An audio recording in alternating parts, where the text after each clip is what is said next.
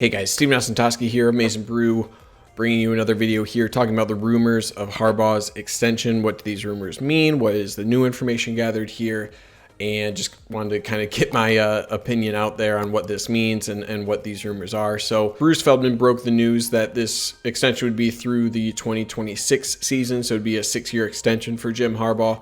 There's also some discussion from John U on his Twitter. His sources confirmed the deal, 6-year extension, low buyouts on both sides. But if it's signed, why wouldn't they announce it, right? So there's many incentives for doing so. John U alluded to, also mentioned that he's on vacation in California and will probably sign it when he returns. But worth noting that the NFL coaching carousel starts on Monday, and essentially that it's not over until it's over. So there's optimism within Michigan's program. That's like the first part of that's new here, and then the length of the extension. Okay, so a lot of this was already previously talked about from myself in like early December, and I'll link that video in the description below. So check that out, where I thought what Michigan would do and what actually would happen. So that's just an opinion piece, but check that out. That has a pretty elaborate response here, but updating that, I stressed the importance in that video of getting all of this done before January, right? And it's exactly what Johnny Bacon was saying, is that Monday is when NFL jobs will start to open up. That's allowing Harbaugh to field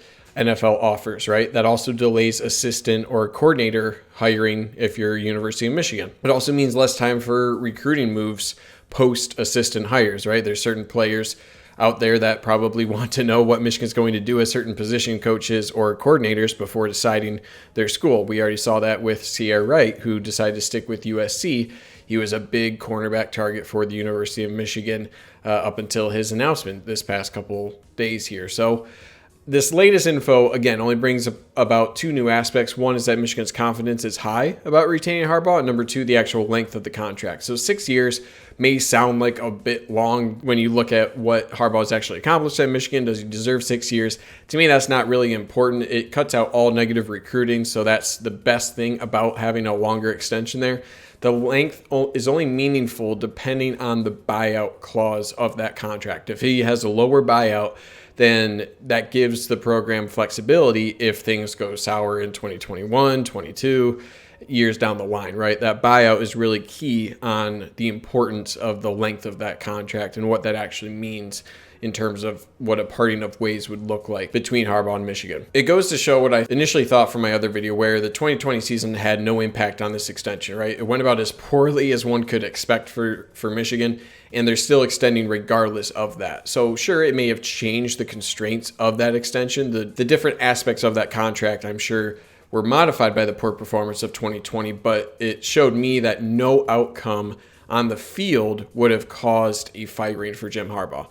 And whether that's COVID related, there's lots of different things to consider there. But I thought, and I presented this in my other video as well, that an extension back in 2016 would have been the right move. If you look at that, if that was a 6-year extension, then that contract would be through the 2023 season.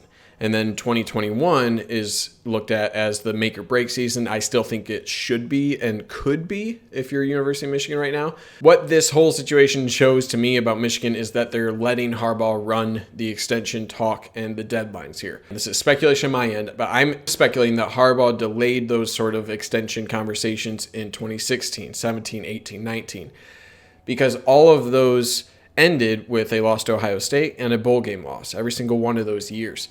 He knew those off seasons were disappointing after most of that year, especially 2016, 2018, looking like you had playoff aspirations. You go into the offseason with really negative vibes there and just not a whole lot of leverage if you're Harbaugh to improve your current contract based off of those off seasons. So a lack of leverage, I think, allowed him to push that discussion off. And I think Michigan's willing to stay with the safe option that keeps them as a B minus average program, right? It's good, maybe 3 or 4 loss season, maybe you can push to a 2-loss season as your ceiling, but we haven't seen that yet, right? So I think there are benefits to having Harbaugh, right? You have a relatively high floor until 2020. There are reasons to believe that could be an anomaly, but regardless, leading up to 2020, it was a relatively safe program, relatively clean. Jim Harbaugh runs a pretty tight ship. There's lots of health to keeping Harbaugh on, but it's not going to, they're not really looking to push for elite, right? Having a push for elite would have meant a firing and hiring of someone else. And it adds possibility to be worse in that case, right? You could be a lot worse than Jim Harbaugh. That's true. But Matt Campbell was about the best you could take a chance on improving from pretty good to elite. And it would be a clear step up for Campbell going from Iowa State to Michigan. There's already been staff turnover on the defensive side with Don Brown, some other assistants looking like they're not going to return. And it was a recruiting class. The class of 2021 was mostly focused on the University of Michigan program. They aren't as tied closely to position coaches or coaches overall than previous classes. Again, that's speculation, but guys like J.J. McCarthy, other guys are more committed to the Michigan program rather than just a coach. So you're always going to have recruiting fallout of some kind with a big coaching turnover like that. But this class was not set up in that way as much as other classes. So maybe they are going to revisit in 2021 with this lower buyout in place, right? They're talking with Harbaugh saying, hey, we need to turn this around. This lower buyout gives us security.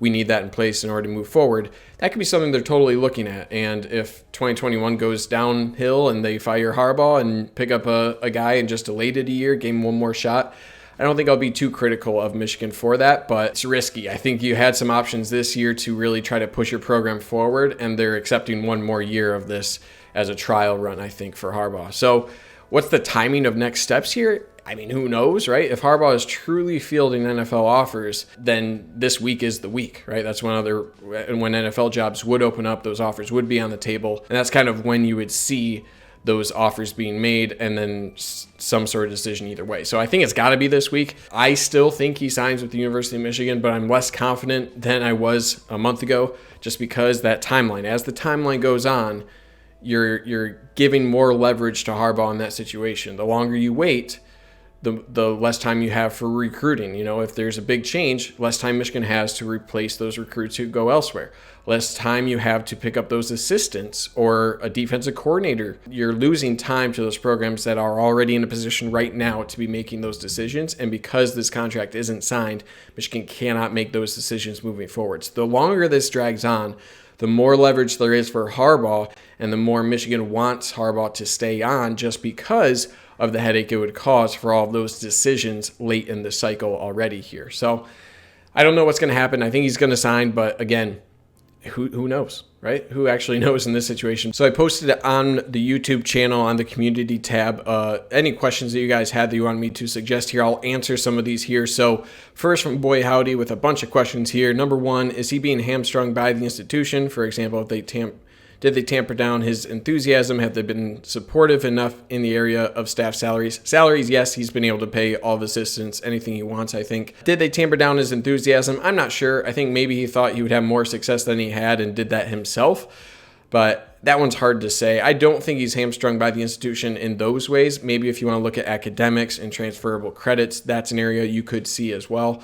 But not in the two areas you mentioned there. Number two, that you asked here, is it possible to switch back to previous version of playing style, or is it too late to unwind that decision? I think you're kind of married to the offensive style you have right now with Gaddis. I think you have to play that out one more year. Defense is to be determined.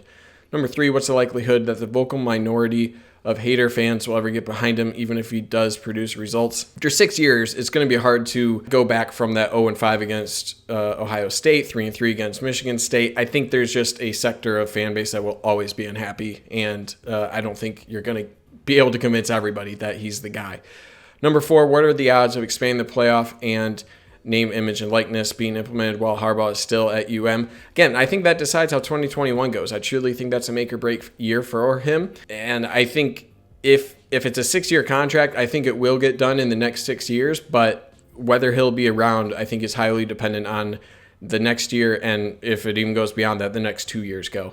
Number five, would these two things make a difference for increasing the odds that Harbaugh's longevity with the University of Michigan? So I think Michigan's in a really good spot if you expand the playoffs, or if name, image, and likeness come into play. Michigan's in just a naturally good spot for both of those things to improve the program as a whole. So I think that would 100% improve Harbaugh's longevity if he's able to stick around when those things are implemented, just by nature of the university and the position they're in as kind of like that second or third tier, that they'd be able to flirt with the playoff, or the brand recognition really come into play there for the university. And then number six, if Harbaugh truly believes in meritocracy, why would he have any problem in accepting an incentive-laden contract? It would seem like he'd accept it as proof of his competencies and confidence, and it may be the model of other teams. Well, so I totally understand him trying to create the best situation for himself, right? You always want to negotiate the highest contract you can.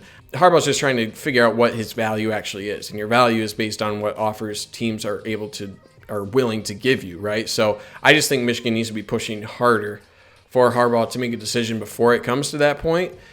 So I don't know. I can't really fault Harbaugh, but I think the administration at Michigan needs to be doing a better job of pushing this than they have been at this point. Okay, S702. I'm reading that Jim may be using NFL jobs as leverage, to get a bigger contract, or the contract he and Manuel shook on the beginning of the season. Want to hear what you may think about it? Okay, so I addressed that. Makes sense that could be a reason Jim hasn't signed the contract yet. Yep, absolutely. I don't see him as someone who would tell players that he is staying, then turn around and leave, but I tell myself not to be surprised if he really does go to the NFL either. So I honestly wouldn't be surprised. I mean, it's a business after all. It sucks, and I don't think he's, a terrible person, but at the end of the day, if it's your best situation as a business professional, if right now in his current time he thinks he's going to stick around and then a really lucrative job opens up, I could see him totally leaving. So I don't think it's past him. Is it a little crappy? Absolutely. But I also think it just as a sport, and it's a little scummy overall. So that's kind of where I'm at about it. And last comment here, if the supposed 2026 extension is true, is that proof Michigan is not committed to winning conference titles? Is it a white flag by the program? Is Ward Manuel willingly setting his program up for mediocrity? If so, why? So I think this goes back to my answer of being an acceptable spot, right? Michigan's at an acceptable spot, you could argue, just not getting to that top level. So I think there's a lot of value in having like a clean, well-run, above average program, which I think Michigan has been. And you risk going a step or two below that, like we saw with Rich Rod, Brady Hoke, by making the wrong hire. And I think it shows more that they see 2020 as an anomaly than anything else.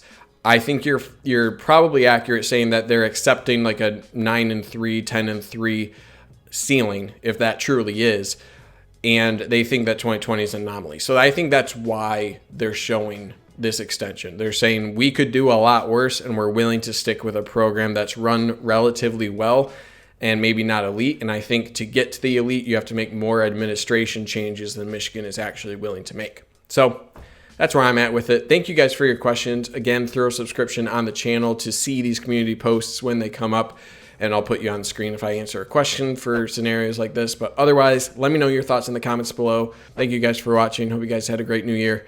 Stay safe out there, and as always, go blue.